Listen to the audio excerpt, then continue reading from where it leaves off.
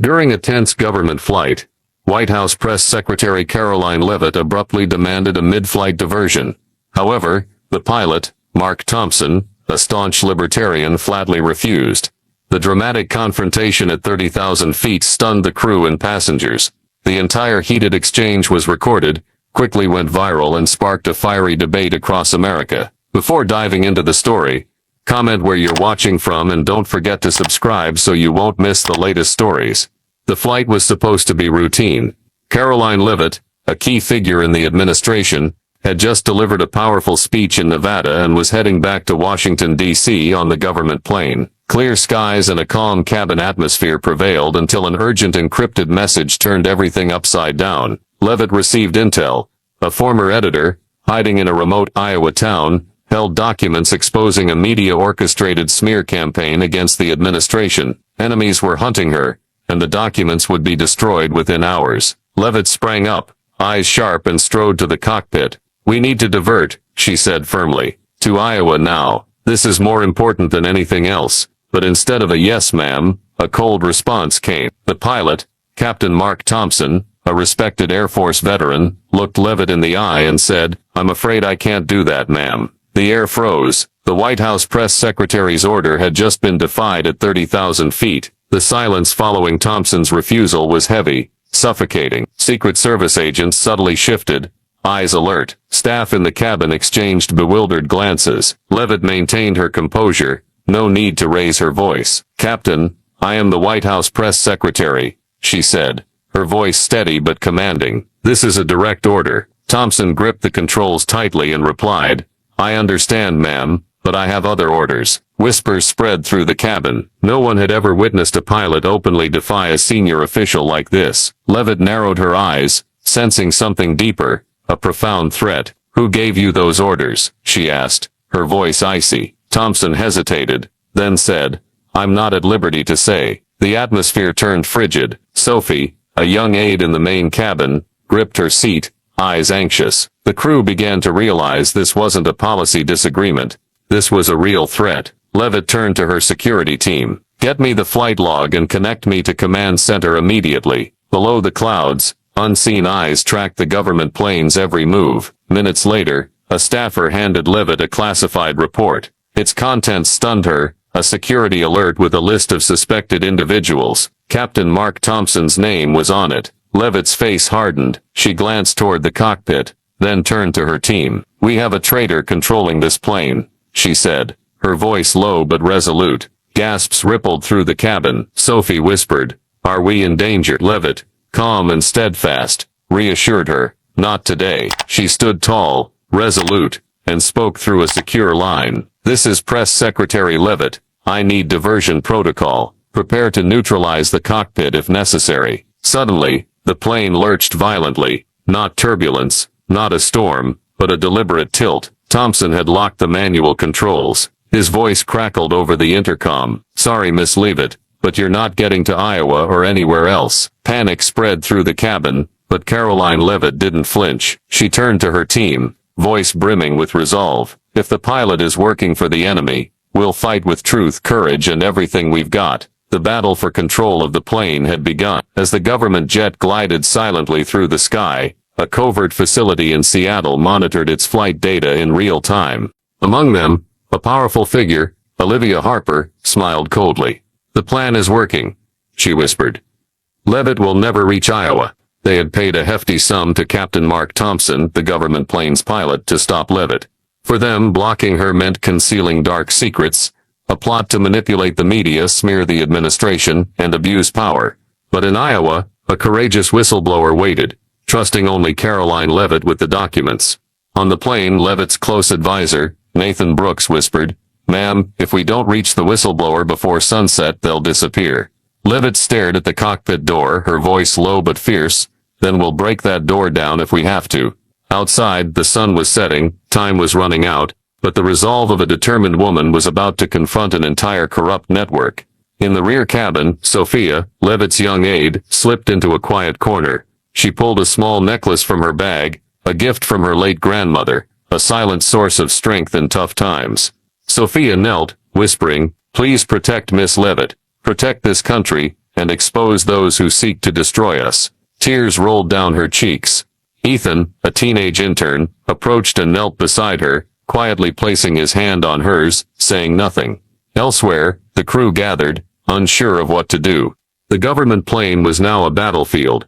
A veteran flight attendant, Henry Larson, spoke up. "I've served through 3 administrations, never seen anything like this. But Miss Leavitt, she doesn't run from the dark, she faces it." The air was thick with emotion. Everyone felt it. This was no longer about politics. It was about truth, survival, and a leader willing to sacrifice everything to protect both. In a secure room at the back of the plane, Leavitt was handed a encrypted satellite phone. Static crackled, then a trembling voice spoke. "Miss Leavitt, it's me. I don't have much time." It was the whistleblower, hiding in a small Iowa library. The message was brief but weighty. "The documents are real, emails, contracts, proof of the smear campaign against the administration, but they're watching me." Leavitt responded, "Hold on, we're coming. But the pilot's been compromised, and you're not safe either. Do you have a backup plan?" The whistleblower hurriedly said, "You have to land in Iowa before sunset, or the truth and I will be gone." The call abruptly cut off. Leavitt stared at the silent phone, the moment frozen, the engine's hum fading under the weight of what she'd just heard. She stood tall, more resolute than ever, and ordered her agents, "Find a way into the cockpit, whatever it takes. We have to land in Iowa. The nation's future depends on it." In that moment, Karoline Leavitt was more than the press secretary. She was a warrior for truth at 30,000 feet. The Secret Service tried to open the cockpit door, but it was locked tight from the inside. "This isn't standard protocol," Agent James Riley whispered. "Even in emergencies, the White House should have override authority, but there was no override." Captain Mark Thompson had prepared thoroughly. Leavitt didn't raise her voice, only said, "Find another way in now." The crew was stunned, no one daring to speak. A flight attendant whispered to a young agent, "Why is the pilot doing this?" The agent replied, "He's been paid by people who'd rather destroy America than let Leavitt expose the truth." The window of opportunity was closing fast. In the main cabin, Karoline Leavitt clasped the hand of her close aide, Sophia. "We've come too far to let them win," she said, her voice low but resolute. Sophia nodded, silently praying. A young technician, Ethan, stepped forward. "Miss Leavitt, there's a passage through the technical compartment under the cockpit floor." Leavitt looked at him, her gaze unwavering. "Lead the way," she ordered. At 30,000 feet, Karoline was ready to risk everything to protect a truth big enough to save the nation. Beneath the government plane's floor, narrow passages like hidden veins were typically used for wiring maintenance. No senior official had ever set foot here, but now Leavitt, kneeling on cold steel, moved carefully. Following her was Agent James Larson, flashlight in hand. They were mere steps from the cockpit. Above, Captain Mark Thompson, the rogue pilot, adjusted the flight path, deliberately veering east, away from Iowa.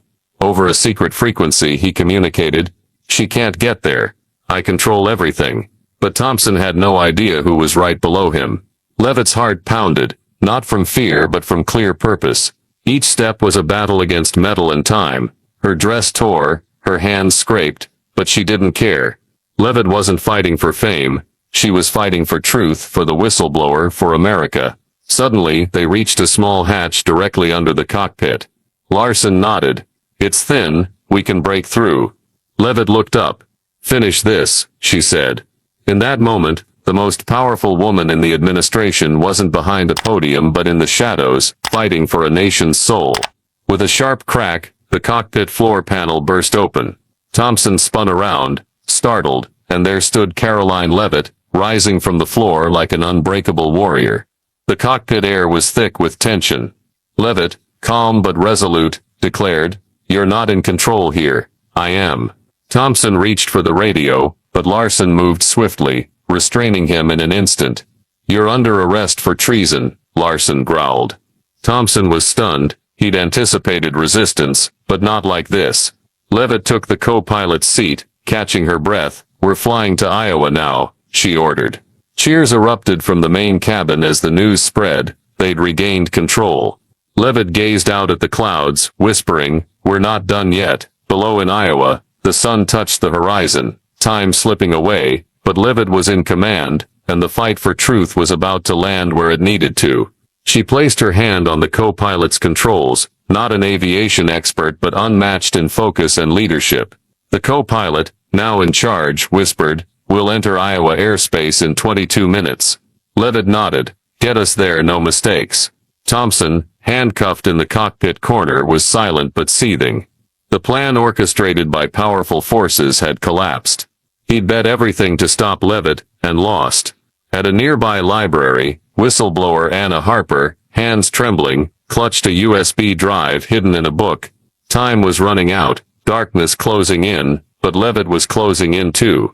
Suddenly, a voice crackled over the radio. "Government aircraft, this is Des Moines Control. You are not cleared to land. Divert immediately." The co-pilot looked at Leavitt, confused. "This isn't right, we were cleared." Leavitt responded, calm but firm, "Maintain course." The voice repeated, "This is an emergency directive, do not land." Agent Ryan Carter stepped forward, voice tense, "Ma'am, this is interference. They're trying to delay us." Karoline Leavitt's eyes locked on the flight path display. "They're out of ways to stop us," she said, then turned to a staffer. "Connect me to the Iowa governor's private line." Minutes later, Leavitt was speaking directly with Governor Clara Evans. "Governor, this is Karoline Leavitt. I'm landing in your state in 12 minutes, with evidence of a media conspiracy." After a brief silence, Evans' voice came through, making Leavitt's fist clench. "Miss Leavitt, I trust you. Cedar Valley Airport is ready." As the call ended, Leavitt looked out the window.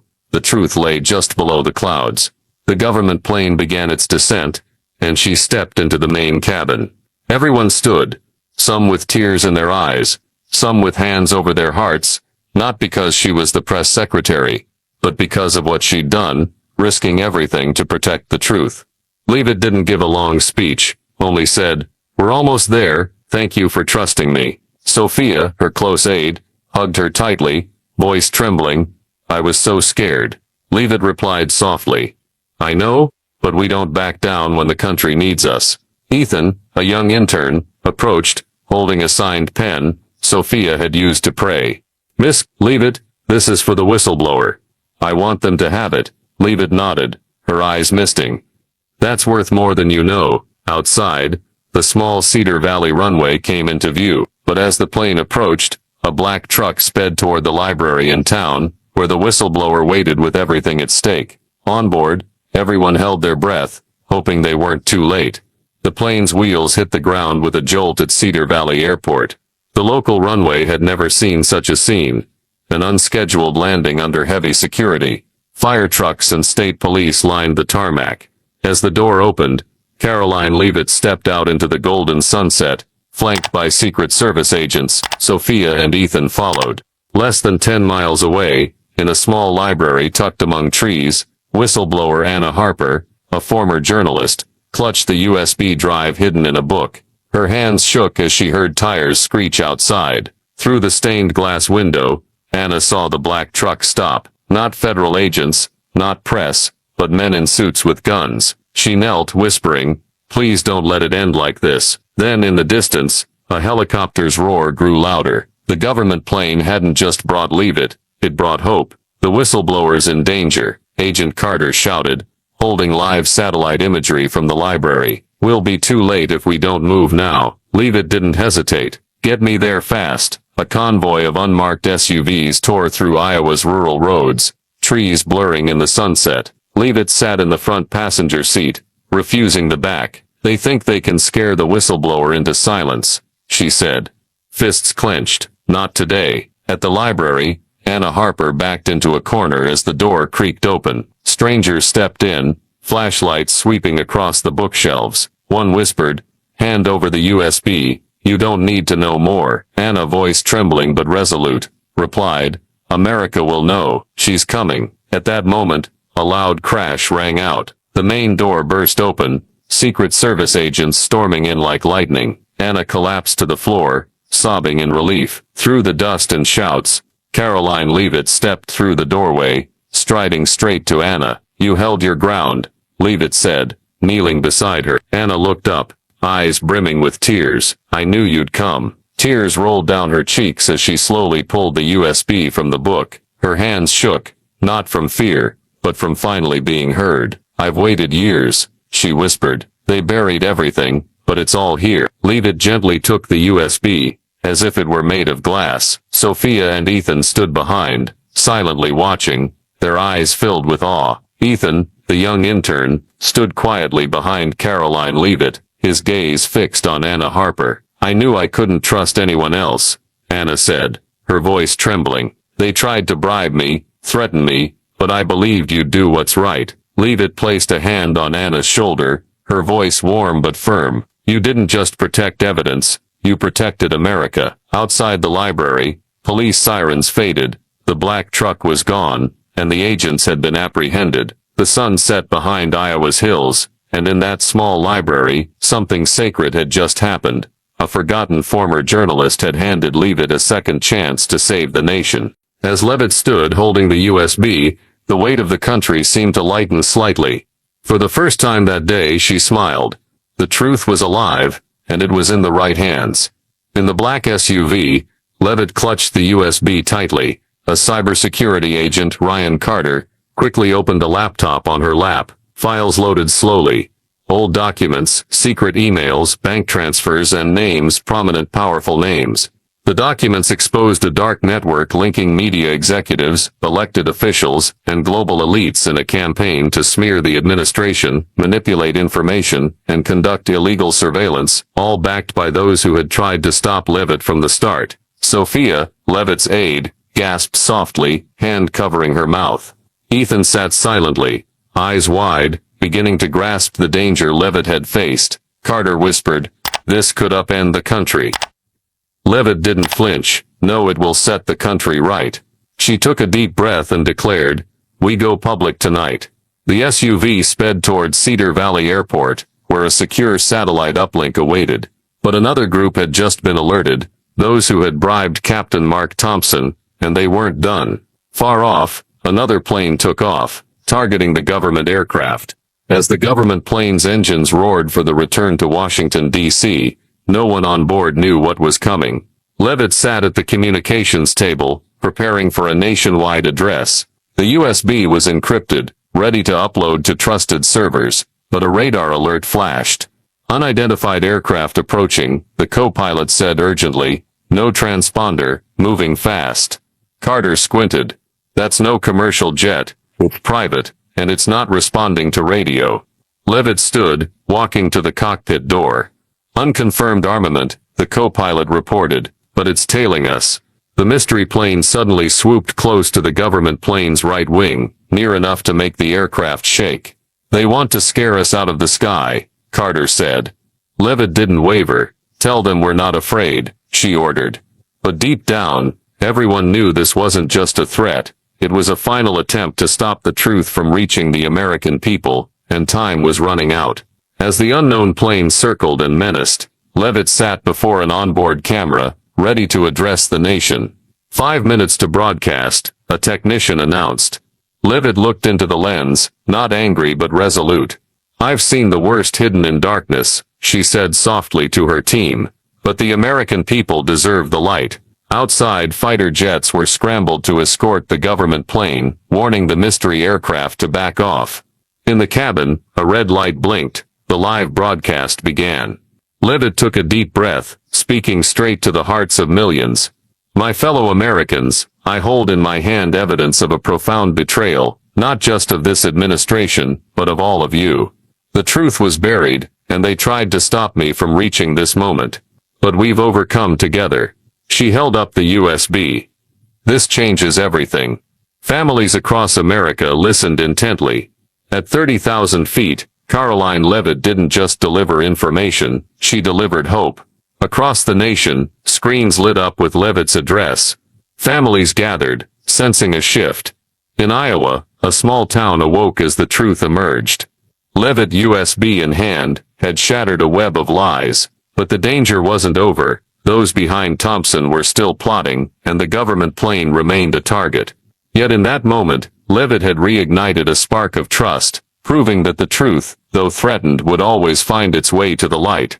Karoline Leavitt's address swept across every news network, leaving living rooms across America in stunned silence. A retired nurse in Nebraska clutched her rosary. A coal miner in Kentucky wiped away tears. A veteran in Oregon shakily stood, saluting the screen with respect. The USB had exposed a profound media conspiracy, touching every individual, overwhelming many.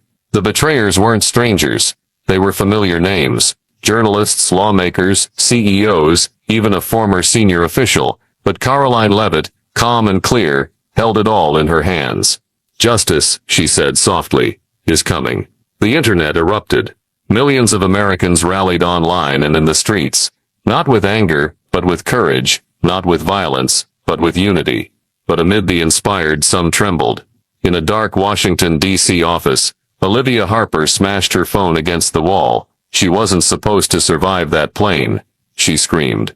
But Leavitt had, and now the people were rising with her.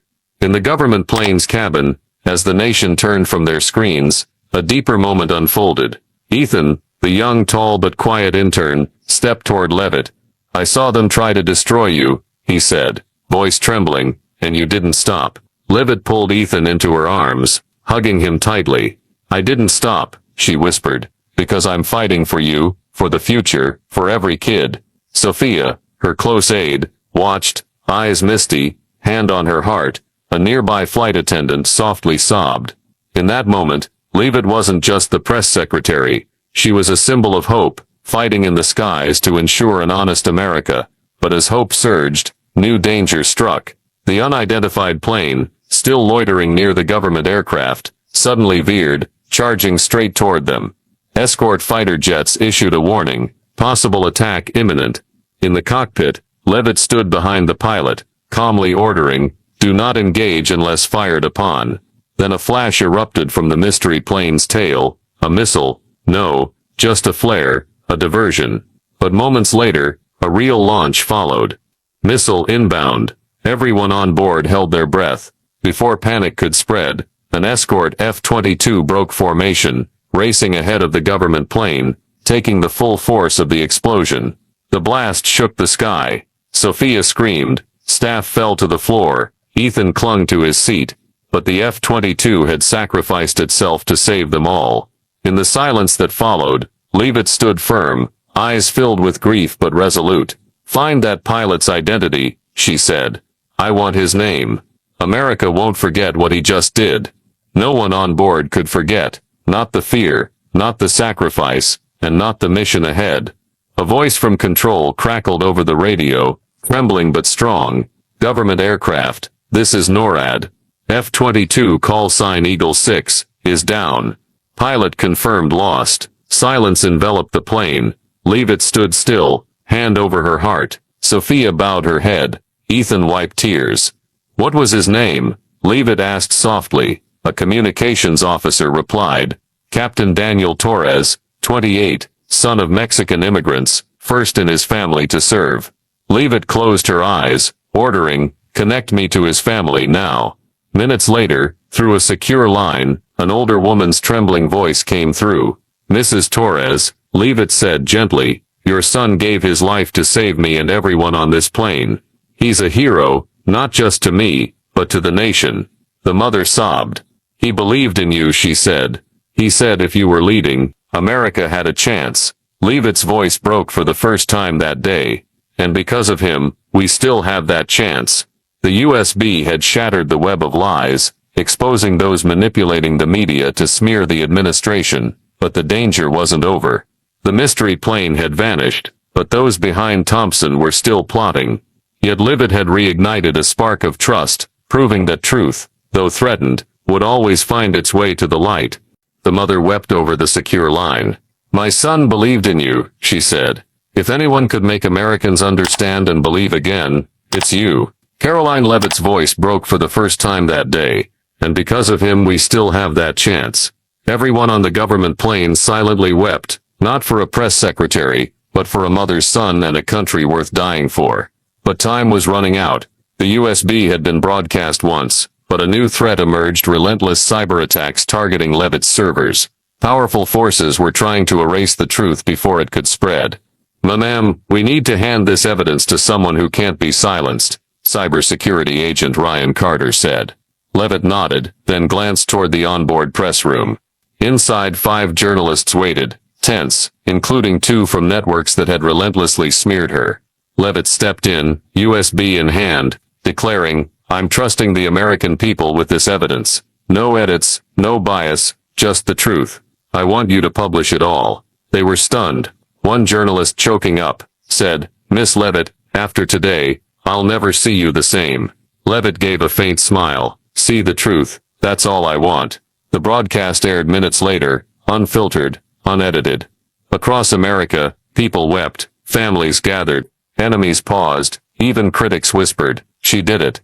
In that moment, Karoline Leavitt wasn't just the press secretary. She was America's last keeper of truth. But as the truth spread, others scrambled to extinguish it.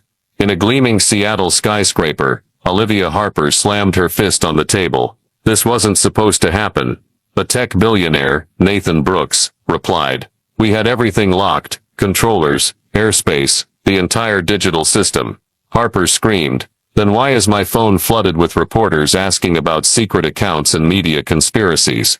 Because the evidence was real, and America had seen it. An aide burst in, panicked. "Ma'am, the FBI just launched an emergency investigation. They're reopening cases you had sealed." Amid the chaos, Leavitt's voice played on a screen. "We don't kneel to evil, we kneel only to God. My job isn't to protect power, it's to protect the truth, and I won't back down." Harper's face paled. "She's finished us," she said. She was right, but the fight wasn't over. As Karoline's plane began its descent into Washington, D.C., another operation unfolded mid-air. In a secure rear cabin, Captain Mark Thompson sat silently, hands cuffed, yet oddly calm. Agent Ryan Carter entered, holding a file. "We know who paid you," he said. Thompson didn't deny it.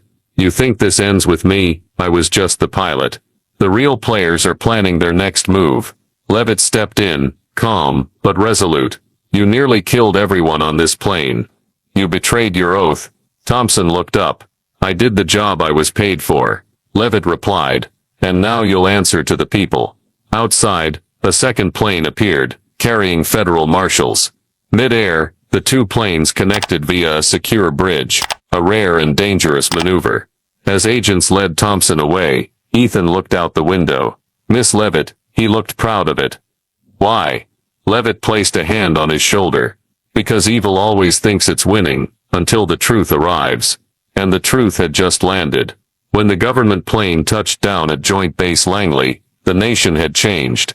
Crowds lined the streets to the White House, waving flags, holding signs reading "Truth prevails, and we trust again." Some wept, some prayed, many stood silently watching Leavitt's motorcade pass. Suddenly, fireworks lit up the Washington sky, set off spontaneously by the people in celebration. Ethan looked up and whispered, "Is it over, Miss Leavitt?" She smiled, pulling him close. "No, Ethan. It's just the beginning. But we're not alone anymore." As the sky sparkled red, white, and blue, tears streamed down the cheeks of those watching. This was more than a political victory. It was the rebirth of something sacred, a leader's love for his people, a nation's love for truth, and the enduring hope that freedom always finds a way.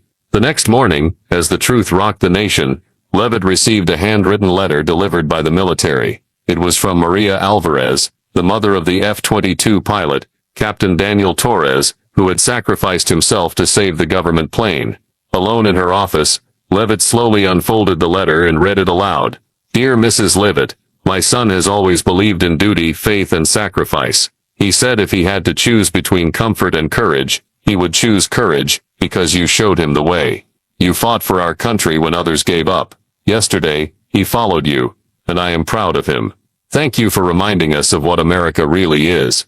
Leavitt stood up, wiped away her tears, walked outside, placed the letter at the foot of the American flag, and saluted the flag herself.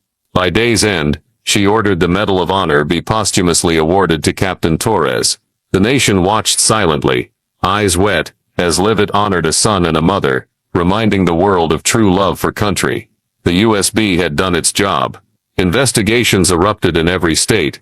Corrupt officials were indicted, and once hostile news networks began airing unfiltered truth. But something greater happened.